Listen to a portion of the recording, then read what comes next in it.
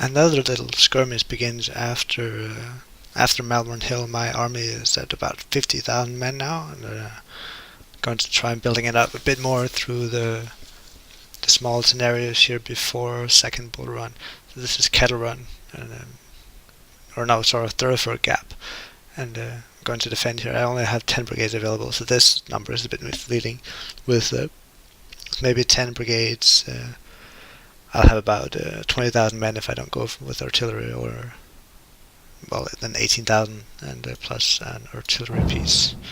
So Longstreet is coming this way, and what do I want for this battle? I only want one 2-star brigade and only one artillery piece. I'm gonna actually go with Scales anyway here. Whoops, Scales is, where did he go? There. And get rid of Woods. There we go. And going to keep the supply wagon because the artillery shooting continually is useful. Okay, so I think that looks about right. I'm going to move my over here this way. I'm going to hold this front here and Walton in our rear position here, and then move sort of slightly forward here. You do need to be aware of this, that there will be an enemy brigade coming in from the rear. But I'm gonna try doing as much damage as I can to the frontal assault first, and then turn around and deal with that. I might be able to spare Walton over here by that point. This line is a bit too long, actually. Just gonna hold fire at first.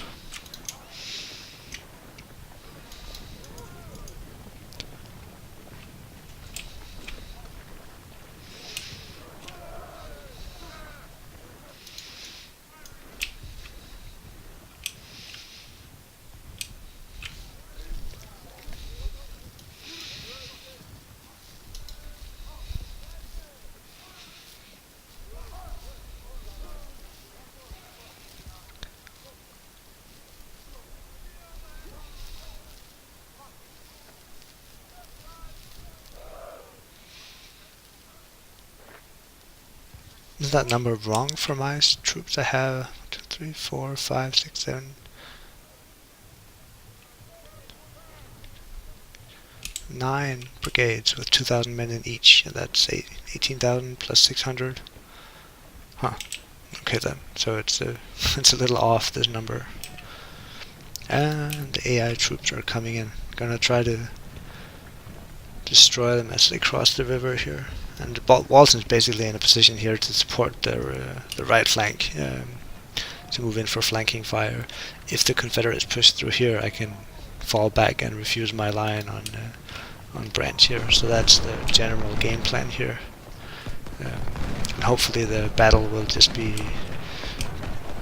the Confederates crashing on my rather solid line here, in good cover. And if you look here, it's actually uphill as well.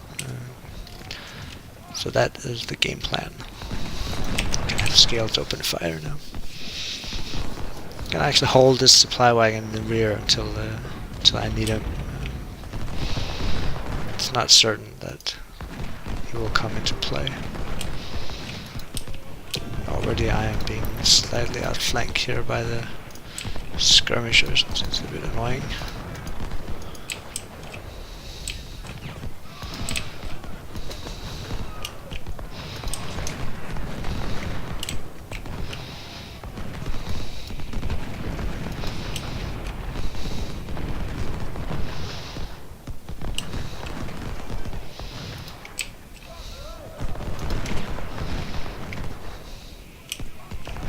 Repulse the first AI brigade. And this is not a difficult battle, so if you're gonna watch any of my playthroughs, this might not be the one. Just maybe see the initial strategic positioning here and then move on to the more interesting ones. I realize actually that almost all the Union battles are defensive except for Bull Run up until this point. And offensive battles might be more interesting when watching. So my Confederate campaign in the next patch will hopefully be a bit more interesting than just watching the AI try to attack. Right, so it's gonna try pushing me back here. I'm fairly confident I can hold. I can flank its forces here. This is a principle of Sun Tzu, actually. If you read his thoughts, is that you have always make sure that the right flank can support the left flank, and vice versa, to always give you local superiority. So I think it's really cool how you can use actual military theory in this game, at least to some extent.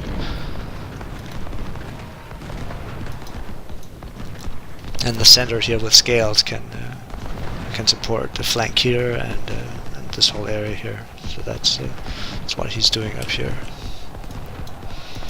So just gonna make sure that he's not captured by the brigade coming in from there. That would be a bit annoying.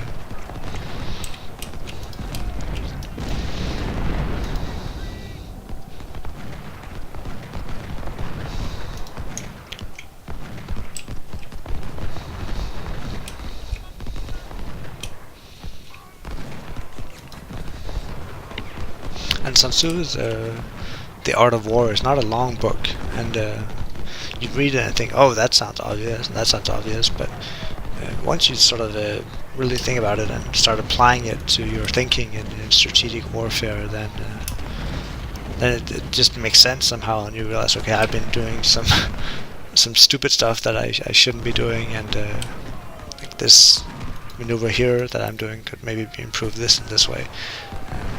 Just optimizing the use of your forces. Yeah, sorry, I'm just gonna speed through this a bit.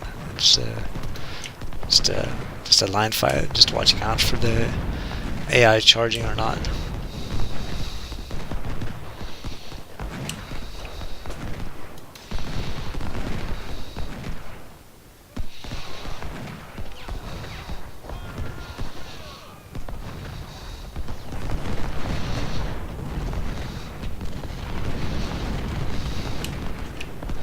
My cannon's not proving that useful. The Confederates are not getting close enough. Might have been doing some damage if he was stationed down here, actually being able to shoot on these brigades in open ground. You can never know where the AI will show up. I usually get attacked most heavily on my right flank in this battle, but not this time. Just gonna get on their flanks a little bit and drive them back. Don't want to advance too much forward. I see he has a cannon down here and don't want to take unnecessary losses. Like this, I can really put on the pressure. And since there's no pressure on my right flank, I'm free to move forward and get on the flanks of the Confederates. Gonna prepare for the brigade. Yeah, there he is. Coming in on this front. This can be a nasty surprise if you're not expecting it. But luckily it's only one brigade. And though since he's 2-star, you need sort of 2 brigades to handle him. Otherwise, he can charge you. And being charged by 2-star brigades is not that much fun. There we go. We have him routed now.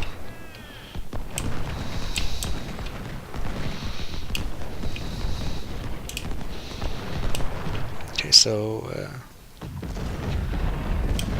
going rather well. Lost with 400 men so far.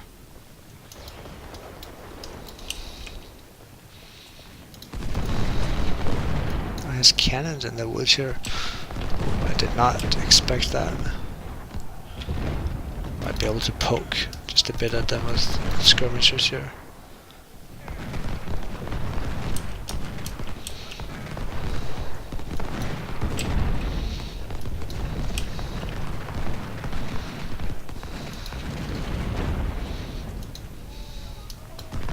Yeah, not going to need the supplies that badly.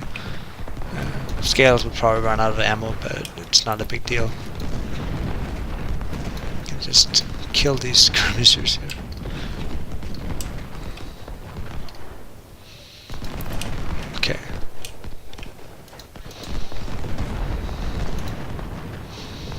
this brigade can be replaced by one who hasn't been fighting that much.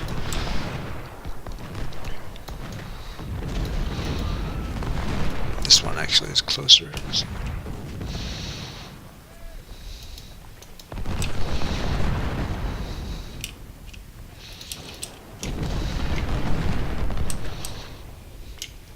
Come on, retreat back into the forest here.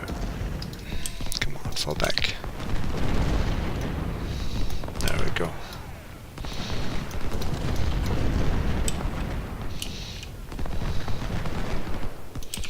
So retreating bear here, he's done his duty.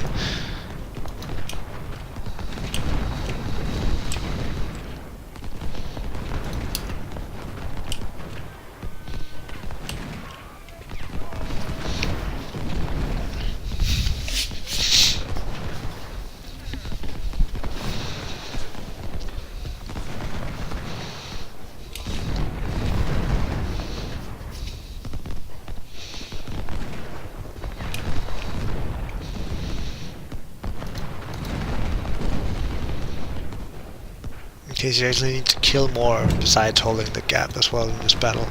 5% more, but I think we're safe on that so far. Only about 900 lost to 8,000, 7,000 Confederates.